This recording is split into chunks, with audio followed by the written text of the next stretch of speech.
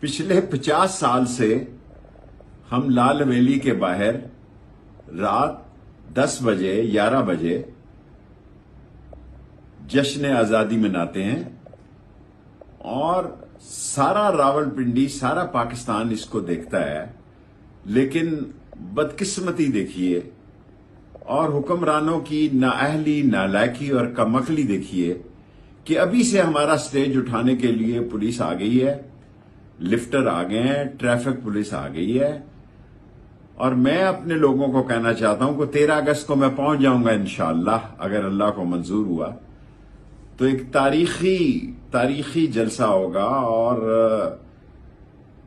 اس ملک کی یوم آزادی کا تاریخی جشن ہوگا۔ لیکن یہ میں آپ کو بتا رہا ہوں کہ ابھی سے پولیس 4 دن پہلے، آج 10 تاریخ کو ہی پہنچ گئی ہے سامان اٹھانے کے لیے، اور میری لوگوں سے اپیل ہے کہ وہ 13 تاریخ کی رات 10 بجے لال حویلی پہنچیں، قانون کو ہاتھ میں نہ لے، امن میں رہیں، آئین اور قانون کا احترام کریں، کیونکہ ہم آئین اور قانون کا احترام کرنے والے ہیں۔ یہ ہمیں مشتعل کرنا چاہتے ہیں، ہم نے مشتعل نہیں ہونا۔ آئین اور قانون کا احترام کرتے ہوئے ہم نے یوم آزادی منانا ہے۔ 13 تاریخ کو میں خود انشاءاللہ رات 10 بجے وہاں لال حویلی کے باہر موجود ہوں گا، آپ بھی سب تشریف لائیں۔ پچھلے 50 سال سے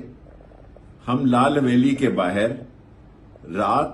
10 بجے 11 بجے جشن آزادی مناتے ہیں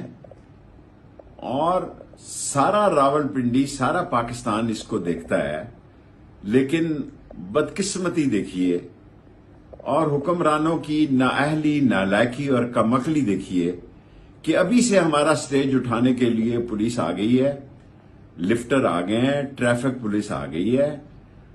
اور میں اپنے لوگوں کو کہنا چاہتا ہوں کہ 13 اگست کو میں پہنچ جاؤں گا انشاءاللہ، اگر اللہ کو منظور ہوا تو ایک تاریخی جلسہ ہوگا اور اس ملک کی یوم آزادی کا تاریخی جشن ہوگا۔ لیکن یہ میں آپ کو بتا رہا ہوں کہ ابھی سے پولیس 4 دن پہلے، آج 10 تاریخ کو ہی پہنچ گئی ہے سامان اٹھانے کے لیے،